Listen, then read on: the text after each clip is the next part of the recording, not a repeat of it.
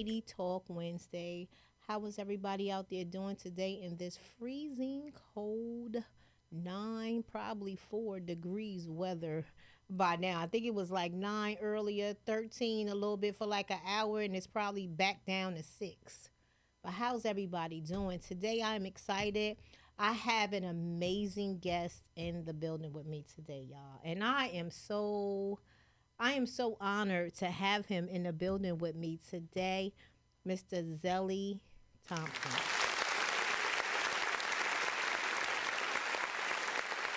So, hi, Zellie. Hey, How are you? I'm good. How are you doing? I'm okay. I'm so Yeah. excited and honored to have you here in the building today and on my podcast. Because to be honest with you, I look at you like a similar Martin Luther King in some way. Like I just feel like the outlet you have put out, the things you put out, the motivation you put out for your city, the things that you stood on, you stand by, you Yeah. speak on, you show up for. I'm like, Zellie is like a little Martin Luther King. Seriously, I am honored to have you in the building today. And I wanted to have you here because I know you have an organization called Black Lives Matter. Right. And I just wanted to talk a little bit about it. But before that, let me read a little bit about Zellie. Zellie Thomas is an educator living in New Jersey.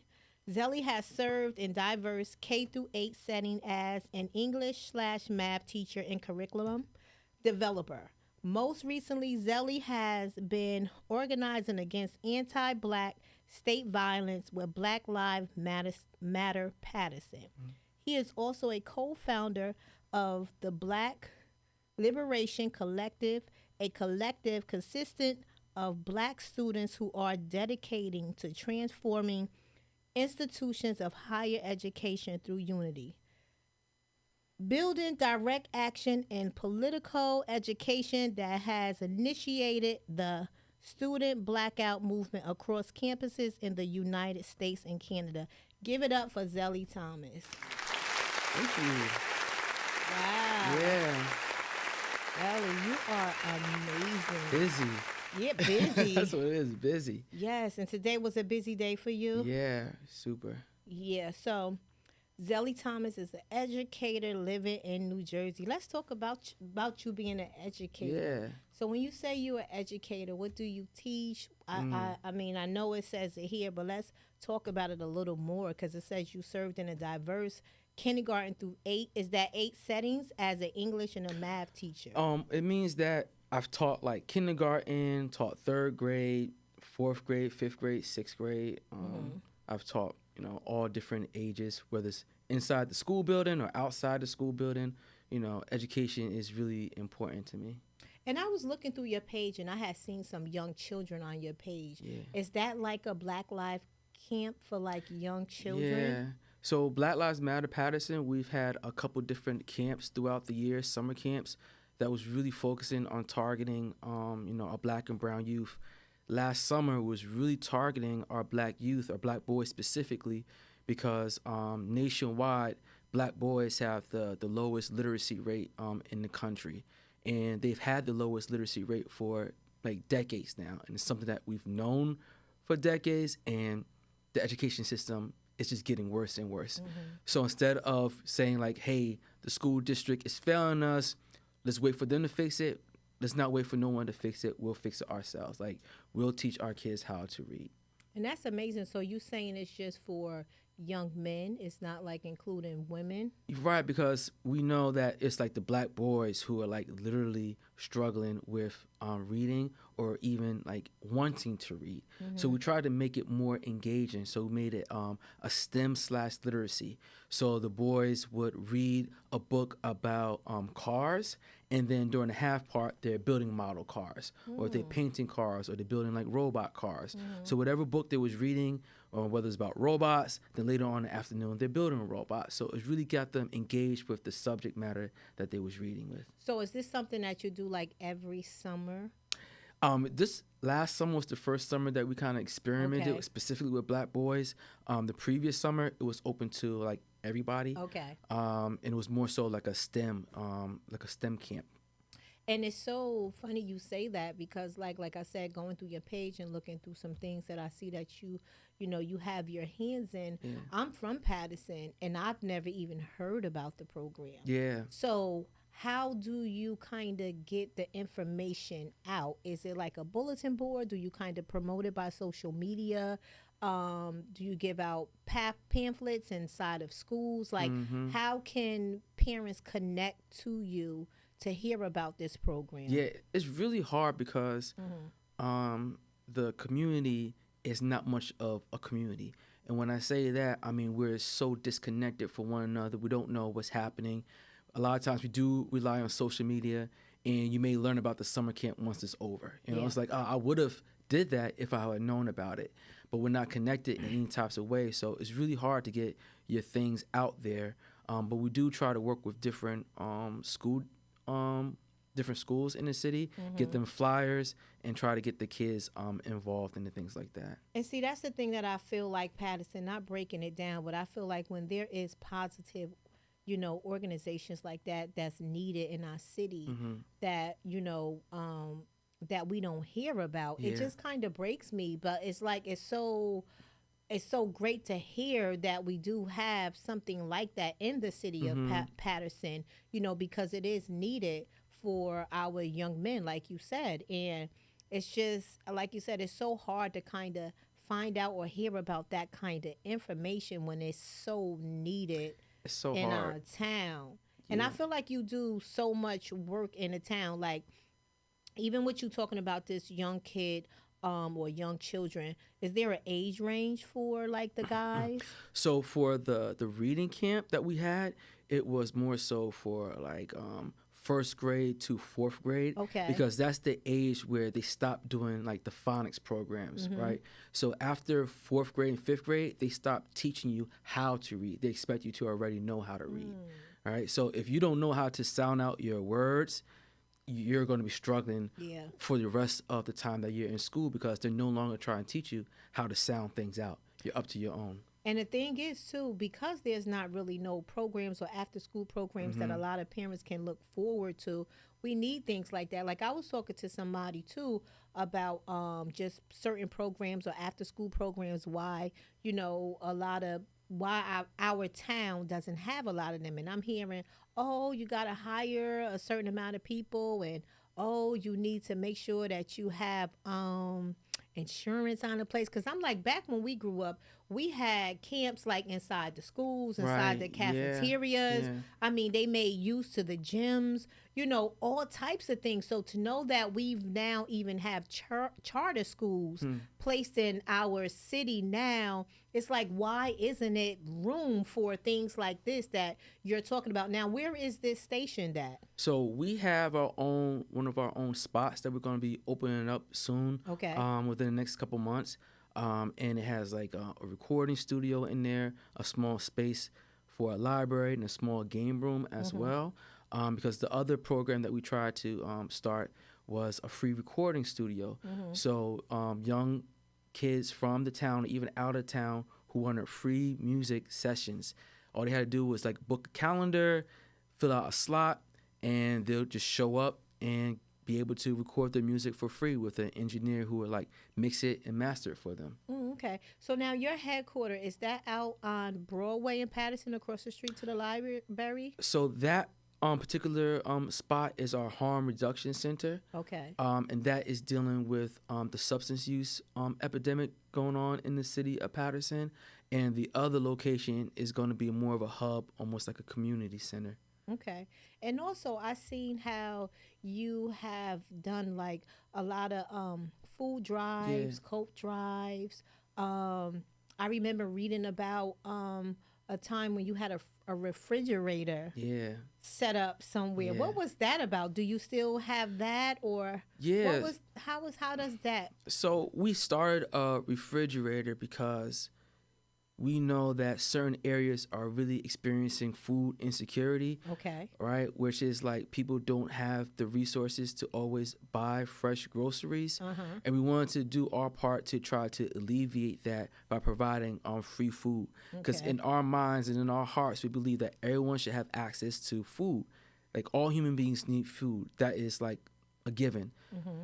And if we have access to it, we should be able to share it with other folks. So we started something called a community fridge, which is a refrigerator that's outdoors and was open 24/7 to community members. Mm-hmm. And we would stock it like 3 times a week with like fresh groceries and other community members. Okay. There was like dropping by off groceries as well. And that was like running really successfully for us for a long time until like the refrigerator like kind of like broke down because of the weather, Okay. and we never got it replaced. Oh, okay. So now let's rewind, but let's Yeah. move forward.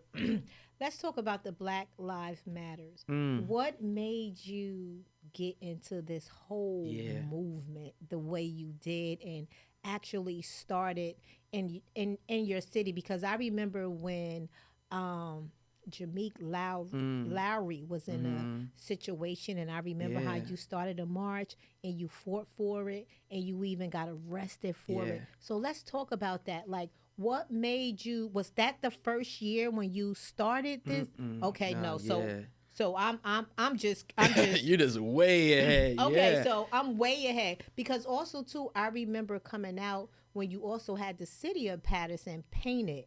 Because Right. my grandson yeah. participated in that. I thought that was such an amazing It thing was. Yeah. that you came together. So let's talk about Zellie and when did this Black Lives Matter thing start? Because see, Yeah. I'm way down the road. Right. You so know? I was involved in the Black Lives Matter movement since like the beginning, since like the birth of it. Okay. And we recognized the birth of like the Black Lives Matter movement as 2 points. Like Trayvon Martin, remember Trayvon Martin Yeah. with the hoodie movement? And then the other one, which was Mike Brown, who was killed in Ferguson, Missouri. And when I saw what happened, and I saw like the initial protest that was happening in Ferguson, like I knew that this was our generation's moment. Like Okay. it didn't have a name yet. Right. I knew this was our moment. And I knew like growing up when we was learning about history, about the civil rights movement and the Black Power movement, about slavery, and you always wonder to yourself, if I was an enslaved person, would I try to run away? Right. And you always imagine yourself like, Right. oh, I would talk back to massa and I would like run away, or if someone told me to get up out of my seat for a white person, I'll be Right. like, no. Right. But like you never know, Right. Because you're not in that moment, Right. Right? You just don't know. Right. But this was like my moment, and I was like, you know what? It's either I get involved or I don't get involved. So I got a plane ticket, and I went down to Ferguson, Missouri. Oh, really? Yes. It's that deep? It was that deep. So I was Okay. out there in the beginning of the protest out there, and that experience like changed my life. Being tear gassed, we getting shot at by rubber bullets, day in and day out, and just being in that moment, right, with people you don't know at all, and everyone's like still looking out for each other. Deep. I remember us being tear gassed, and then, at the end of the night, some people was like from Chicago and other places didn't have a place to stay, and we're like, come stay at our hotel. Didn't know who they were, and there's a whole bunch of people just like we're all like in the bed on the floor just sleeping because like we're young people all fighting like for freedom, and it was like, all right, everyone's good, we're safe. And then the next night, do the same thing all over again. And that to me, I was like, this is what community is about. Like, Right. you don't have to know specifically who that person is. Right. Don't gotta know their story, but they're a human being, Right. and we're all gonna like fight for each other's Right. like well-being. So did you participate in anything with the Trayvon Martin too? Yeah, so for the Trayvon Martin, I didn't go down there, but that was my first time like organizing something in the city of Patterson. Okay. That was my first rally that I put together. Again, I felt it was like different from other moments because a lot of times at that young age, you just waiting for someone else to do something. Right. Like you just waiting for like the NAACP Yeah. or the churches to do something. Right. And it was like, you know what? We don't got to wait for Yeah. anyone else to do it. Yeah. It's like if it's in my heart Right. that we need to do something and say something, Right. just do it. So Now, was it hard to try to get the movement started here? Did you come right from when you experienced those situations and you started the Black Matters here? or was it because of a gun violence or a Yeah. situation that happened in Patterson when you first brought it here to Patterson? I didn't bring it here to Patterson till a couple years after the whole Okay. Mike Brown Okay. thing, Okay. and that incident was in 2016 with two deaths that happened in the summertime, Mhm. Philando Castile and Alton Sterling. And it was again, it was almost like a George Floyd moment where it's like there's Right. protests all across the country. Mhm. And but I didn't want just like a protest because politicians they could just wait it Right. out. It's Right. like, oh, they're protesting, they'll be gone, in a couple days, and we Now, won't how hear do from you it. feel about that as far as like starting the Black Lives Matter or just times when you was over here protested and you feel like not that the door was slammed, but like you Mm, said, like just trying to start this movement by yourself, even though you had the people following you, but just not having some of the people who we feel are in certain seats kind of yeah, just like being an advocate for you it's or it's just really kind. like frustrating, and it Mm, feels really disrespectful, right? right. That other towns or other communities, other politicians will reach out to you for help, Mhm. because they look at you as an expert when it comes Right. to like police violence, Right. but then in your own city, they're just like ignoring you, right? Mm. Like in 2015, like we were sitting across the table with like Hillary Clinton when she was like running for president. Like Mhm. she invited like maybe 10 of us to speak to her about, policing. Right. And it was like I'm sitting at the table with like candidates for president, candidates for governor, but our own town is like, no, we don't want to meet with you. We don't want to hear anything you have to Right. say. So it feels like ego sometimes gets in the way when we should be working together. Now, with the Jameek Mm. situation when you did started the march, what exactly did you get arrested for? They arrested us for I think like blocking traffic or something like that. Okay. I think that was like the charge, like blocking traffic. Okay. Because I seen you was out there fighting hard Yeah. for it. So when you are in that position that you carry and you do go downtown to some of these Mm. buildings or places, I guess where the mayor is stationed and the council people are stationed, that's to kind of get your voice heard there to see if some changes will be made, right? What is the purpose of going down Yeah. there to that part of Patterson when you did decide to do the march? I think it's about two different things. Is that Okay. people need to see people standing up, Mhm. right? A lot of times, I know throughout all cities, something happens and people are just like waiting for someone to say something, waiting for Right. someone to do something. And it's like we had to show people that there's people out there who care, Right. and a lot of times people want to get involved and you're just waiting for someone to like start something or just take that first step. And we feel like sometimes we do have to take that first step, whether it means putting ourselves and our own lives on the Right. line. Right. You just sometimes like have to do that. Now, with you putting your own self on the line like you Yeah. did over here, was that because of some of the emotions, like you said, you have, been through with the Trayvon Martin and the things like that? Like when you started hearing things over here in your Mm. own city, did that kind of make you? How did that make you feel compared to over there and over here? I think I think one of the big things that happens, right, is Mm-hmm. that the politicians will always say, "Oh, that's a problem over there. That's a problem in Ferguson or a problem, in New York. We don't have that. Like our police is great." And it's not, right? Mm-hmm. And we don't want to continue that narrative and saying that, the policing here is great. Like it's not. Right. So we wanted to be able to be that voice for people who have been like brutalized, harassed, disrespected by police officers, because it's a big problem here. Mm-hmm. And the thing is, I guess with some of that, with it being such a big police problem here, we was running into a lot of situations where we did hear a lot of policemen were, playing dirty or doing Yeah. things dirty. But then it's like sometimes that stuff is so underhanded, and when it's Mm, underhanded, it's like how do you prove it? yeah. How do you know, get it across to people or, the people who you feel should handle it that this is actually happening and, to someone or in the city. And like I said, for you to be such a stand up guy, to want to be like the person on the front row to, try to represent people who has faced that or, may come across that. I think that's so um amazing Yeah, of you. it's hard, right? Because one of the things I always think about is that, growing up as a black male, you always think of success as not going to jail Yeah. or being alive, right? Mm-hmm. And then, like, after I got arrested, I felt like I failed. Like, I'm in jail. Like, this the whole thing I wanted to avoid in my life to be in jail, Mm-hmm. and I'm in jail, right? Mm-hmm. And then at the same time, I'm like, if I continue to protest, like, look what happened to like Martin Luther King and Malcolm X. Like, they died. It's like I'm gonna still end up being killed, probably. Oh I'm man. still gonna end up being jailed, even though those are the things I'm trying to protect people from Right. experiencing. I don't want no one to go to jail. I don't want Right. no one to get killed. But is that gonna be like my Right. destiny doing this work? Right.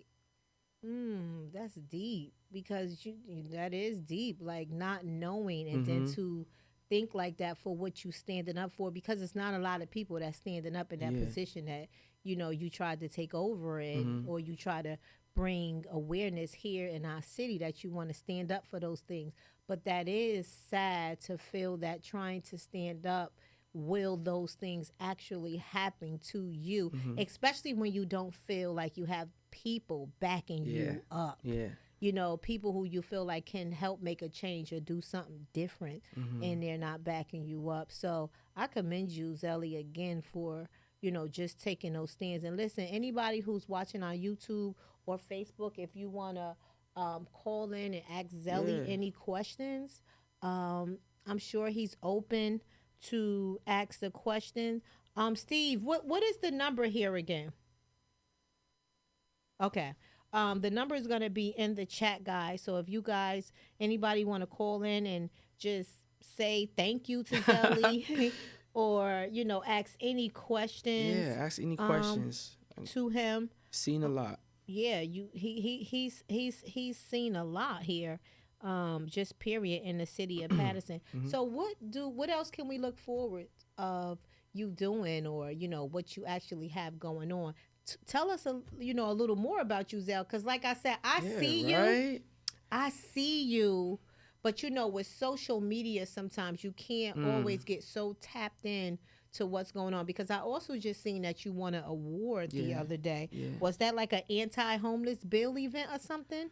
Oh, so well, let me talk about that. So the reason why I'm so tired is because we was at the city council meeting Yeah, and I ain't gonna last hold you night. long either. No, no, it's all No, no, good. I It's know, all because I good. want to ask you about that too. Yeah.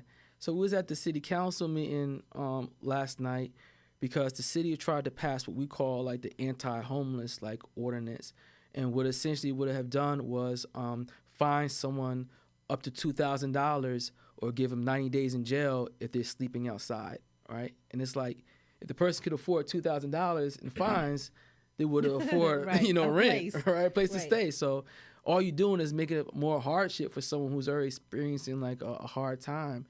So, and and I think that's another point that we was talking about. It's like, it feels like a lot of times you're fighting for things that's like, it makes no sense. It's like, why am I fighting for something, against something, when I want to be building things? I want to be doing like after school programs and, programs to help people who are going through substance abuse. I don't want to keep going to City Hall to fight for things that So don't. do you feel like those things are kind of getting in the way, even though your heart is trying to go and help and see a difference in, like you said, people not getting fined for being homeless versus you trying to do other positive things to put in the community. So you feel like It that just kind hurts of my heart. yeah, It feels it's like you don't know which way to go. it hurts your heart. It feels like you're the city is going in the backwards direction sometimes. Like you think you're going forward and then you're going backwards, right? Like I think that a lot of us many times through our lives thought us as a nation was going forward, and then like Trump gets elected, right? Now, how is it down there at the city council meeting? Because to Oh be honest man, with you, I've never went. yeah. Now, are you called to go and talk, or you just see what's going on in the city and you want to go stand up and see how you can get your concerns out there when you go in, when you go down there? Do you go all the I time? do not go all the time. Oh, okay. Like I try to avoid it. Oh, okay. It's just literally sometimes I don't even pay attention to it all the time. Okay. It's like sometimes like someone reaches out to me like, "Hey, did you watch it last night?" Right. Because they're trying to pass something that you should like know about. And then I research it, and then I try to mobilize people to come through, and take it from there. But it is, I think it's meant to demoralize you because it starts at 7:00 p.m. and the public portion they may have it at 11:00. Sometimes it wasn't until like midnight that they allow public portion to happen, and it's like 2 people in the audience by then, and it's like you're doing that so that you won't hear the people's voices. Now, what do you think can be a change for how they deal with how they do that down there at City Hall? My opinion before, I felt like every council person who has a ward in the city should have some type of what do you call it? Oh my God. Somebody said it to me before. Like a station or somewhere that or like a school or somewhere that everybody in their ward, each person in their own personal ward can come somewhere, speak out. They have a team of people at a table where people can write things down, hear things, and then maybe come to City Hall and try to address it, like what's actually going on in their ward. Because I feel like when I do see some of those council meetings, it's like everybody is talking from every angle there. It's like this part of town, that part of town, this is happening, and it's different subjects going on or different issues going on. To where as though, I don't know if they can make it like a certain time when you come down to City Hall that tonight this will be discussed, this because it's like it's I can see where you're saying you frustrated, because when I watch it, it's like it's all over the place. It's like all over the place. This person is speaking on this. This person is speaking about a park. This person is speaking about somebody on drugs. Somebody talk about homeless. Somebody talk about shots. Somebody talk about parking tickets. So, and I'm surprised because, like I said, growing up, I've never really been too much into politics. I'm gonna be honest with you. I've never really was tapped in too much about the council thing going on. I don't know if it's because social media, you kind of, we always kind of heard about the mayors and everything that changes in the city of Patterson. But as far as like the council, council people, I'm just kind of like getting a feel of, what's going on. And, still to this day, I don't even know who's in really what ward, that. And I just feel like that they should have like some kind of headquarters or some kind That's of a place. good idea, though. Yeah, where there are people in just they ward can come together and, talk about what's going on in their ward or the things that's going on with them. And maybe their team of people can gravitate all of that and get it together. They could do that. And it's just like, they have to have the will to do it, right? They could do it because they get paid like over $40,000 a year. Like their salary is like better than a lot of people who live in Patterson, and this is like a super part-time job, right? They only have to be for the most part at the council meetings on like twice a month, and still get paid $40,000. So are you saying they get $40,000 just for showing up for that, or being a council person themselves? For being a council person, but all they have to do is just go to the city council meetings, because now they have aides where they could pay aides, and those aides can answer the phone calls for them and, do all the other stuff for them. So they don't really have to do too much, you know? So it's not a big ask like, hey, have your own meetings.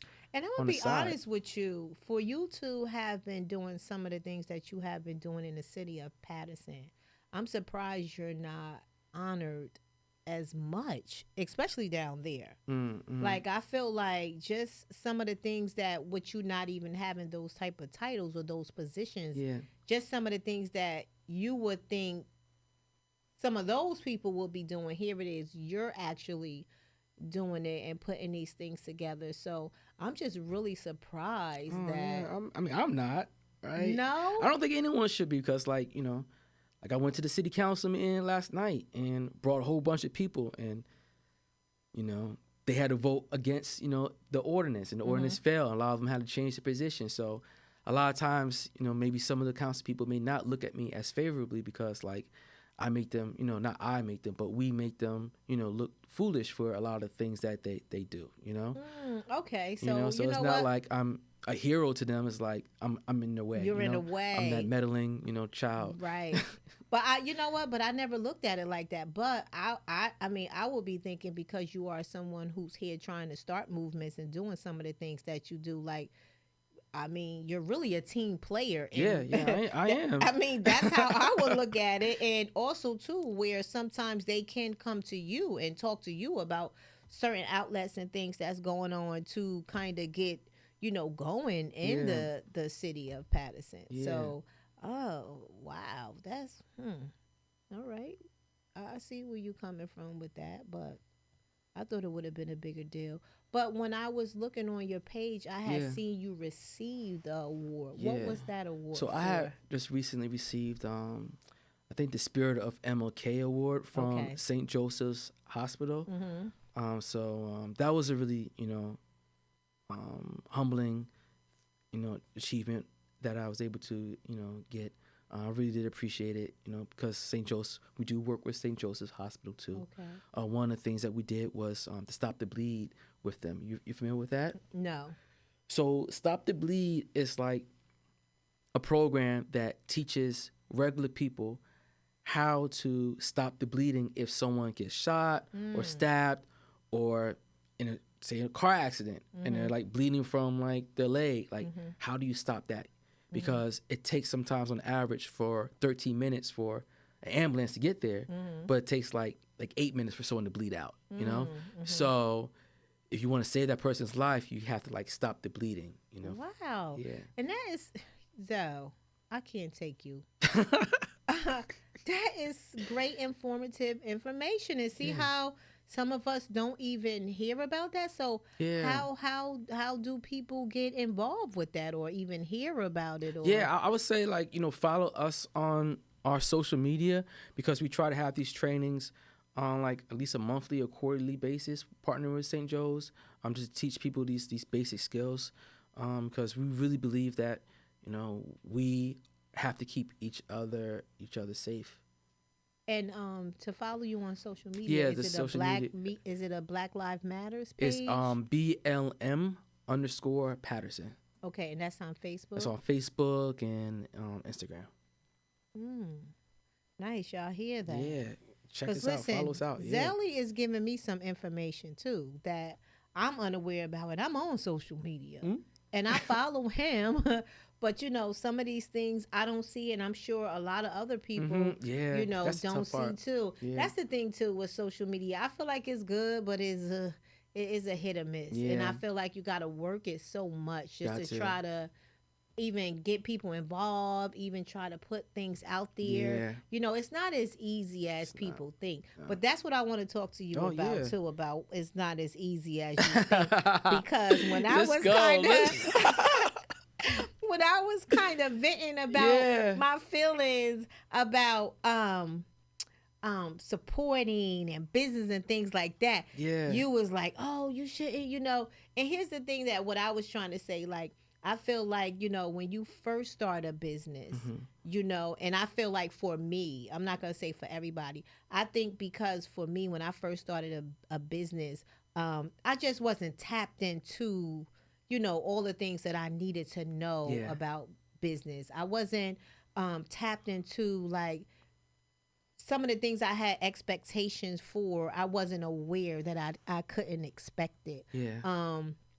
I don't know if it was just because it was something that I started out of the blue. Like I had no plans to try to start a business, start a t-shirt line. Yeah. I don't know. I don't know if it was because of the pandemic. I do know that I felt like I wanted to do it because I was trying to brand myself with Yeah. me doing hosting and comedy and things like that. And at my beginning time, I think I was pretty much frustrating with support. Not that I was upset about just not being supportive. I just think because I did have some great support, Yeah, and I yeah. still too do. I just think that I was somewhere of having expectations of most of the people who I felt I knew, Mm. because I feel like when you start a business sometimes, just like how you say you go out here and you fight for things that you see and, how it could just make you feel, like you fighting for something. So to me, I just felt like what I was doing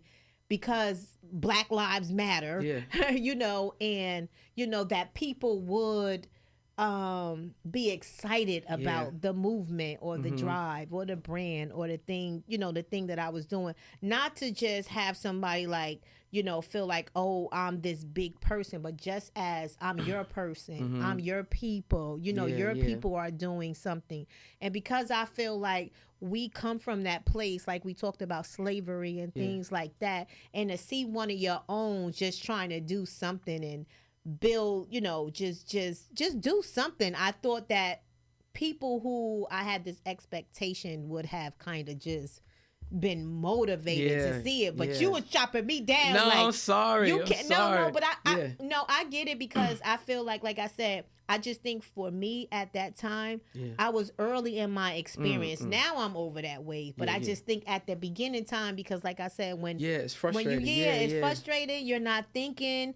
You're not even thinking about people not gonna support you or certain Right, people not gonna right, support right. you when you do something. I Yeah. mean, I'm thinking you see one of your people selling cookies, you're gonna buy a cookie. Not Yeah. that you always gotta buy it, but me, I guess I was looking at it to be like, oh, that's one of us. So I want to do it for them. Yeah. But I did have to learn in business that sometimes people just don't think how you think. They don't feel how you feel. Your feelings can get hurt. Mhm.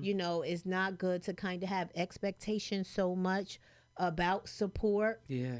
and your feelings could get hurt. So I was like, Zellie is tearing me to pieces up here. No, no, I I know, didn't I mean to know, be harsh. I It was know. just like I think that a lot of us do have that expectations, thinking that we just gonna make a product and everyone's gonna buy Yeah, it. yeah. Like everyone, like Mm-hmm. whether they want our body butter or Right, not, whether they right, use it, right. they're just gonna buy it. Right, They're gonna buy it. right, I ain't gonna use it, but right, I'm a supporter.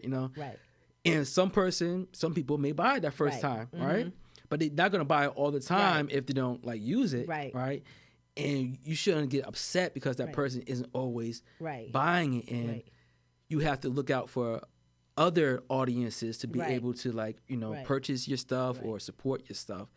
So like we can't always look. And that's what I Yeah. respect. I love the fact that even in business, that sometimes you need those hard Yeah. conversations. You need somebody to be very straightforward. You need somebody to tell you basically, like, because what I took from it when you said it to me was basically like, get over that, let it go. It ain't gonna happen that way. Not that it's intentional, not it's just in business, and because of some of the outlets that you have put out and done, you kind of know those kind of what just ain't Yeah, may yeah, not yeah, yeah. go on. So I appreciate you, just being straightforward, and I think too sometimes with social media or just like text messages, sometimes the way things are written, Right. it's kind of you Yeah, can't you really feel like yeah. you throwing shots at me.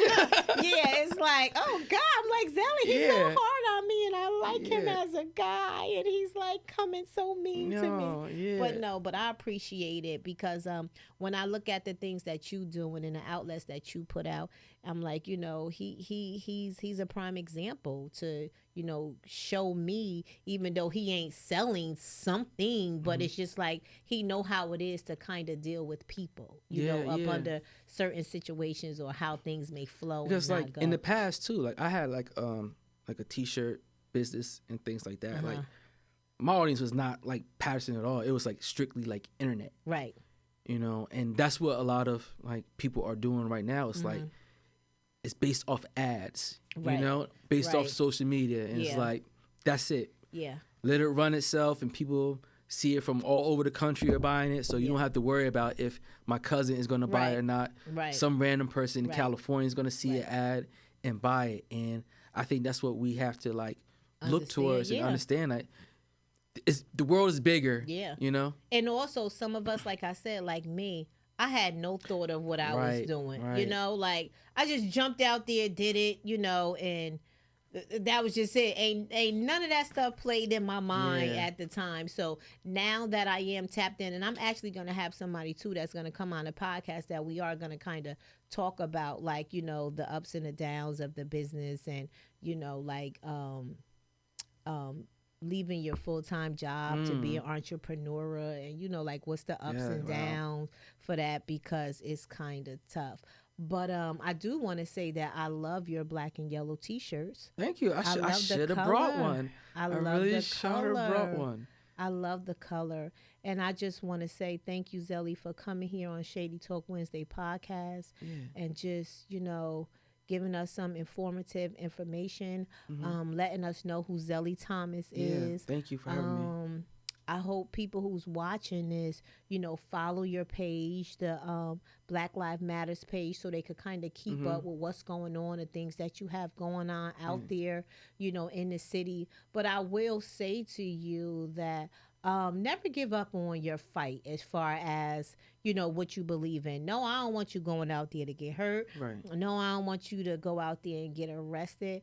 But I do like that you're not afraid to take a stand. So when you feel that it is the time and the place for you to take those stands, I recommend you. You know, I not recommend you. I also commend you for even just taking a stand to do some of that stuff. I know you tired. You was kind of at those meetings last night. Hopefully they here at the city council, because I spoke about that too, about trying to, you know, get the council people to go in their wards and see if they could find a spot where their people could come in and gather some stuff and, you know, things like that. But if there's anything you want to tell the people, where they can follow you again, anything extra you want to tell them about you?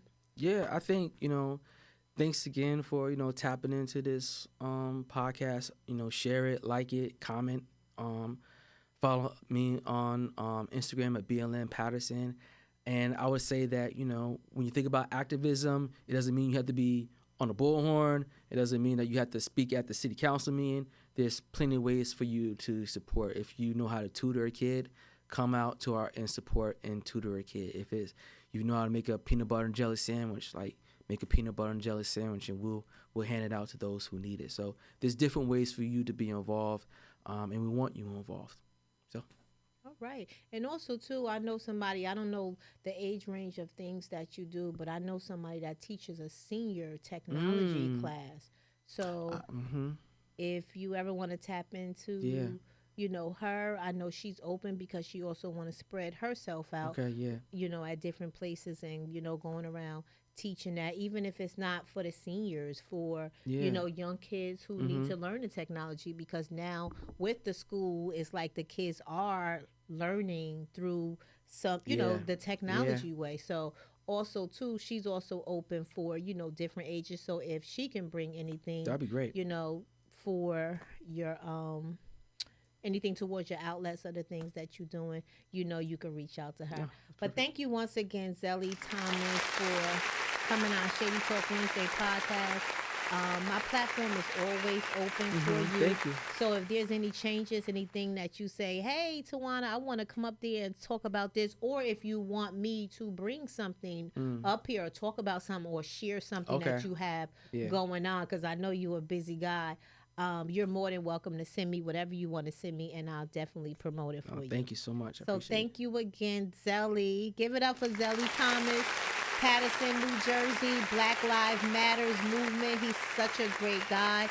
Make sure you guys follow him. He has a lot of informative information. He have a lot of things going on. Maybe you could tap in. You could see where you could put a helping hand at and help your city of Patterson out. Thank you all. Good night.